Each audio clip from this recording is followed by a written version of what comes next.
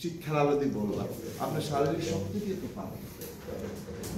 এই যে আমরা যদি একে অপরের এই সমাজে পাশে দাঁড়াইতে পারি, ভালো কাজের সহজে, খারাপ কাজ করলে যে লোকটা খারাপ কাজ করে সে যদি বুঝতে পারে আমি খারাপ কাজ, এই কাজটা করার পরে এই সমাজে যারা আমাকে ভালো লাগতো সবার হাতে দূরে চলে গেছে, তাহলে উনি অনুৎসাহিত হলেন, যে খারাপ কাজ করতে অনুৎসাহিত হলো।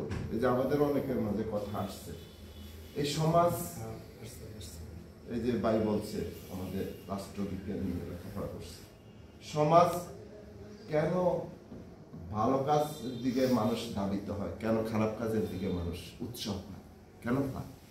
যখন খারাপ কাজগুলাকে খারাপ কাজের চোখে মানুষ দেখে না, খারাপ কাজগুলাকে করার পরে সে বাহবা পায়, তখন খারাপ কাজের লোক বেড়ে যায়।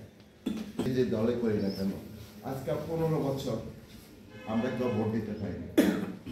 আপনি যেই লোকটা আমার প্রতিনিধি, যেই লোকটা আমার এলাকা পরিচালনা করবে, যে বিচারক আমার এলাকার মানুষদের হক এবং ইনসাফ ও বেইনসাফ নিয়ে রায় দিবে,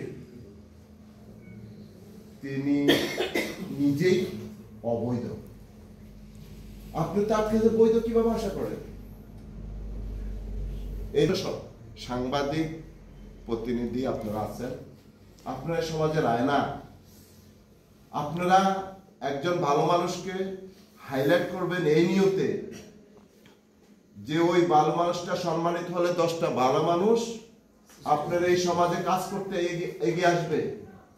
আপনি ওই দুষ্ট মানুষকে, আমার যদি পকেট বাড়ি হয়, আমার যদি ব্যক্তিগত কোনো কাজও লাগে, বন্ধু হয়, ভাই হয়, ওই লোকটাকে অনুৎসাহিত করেন।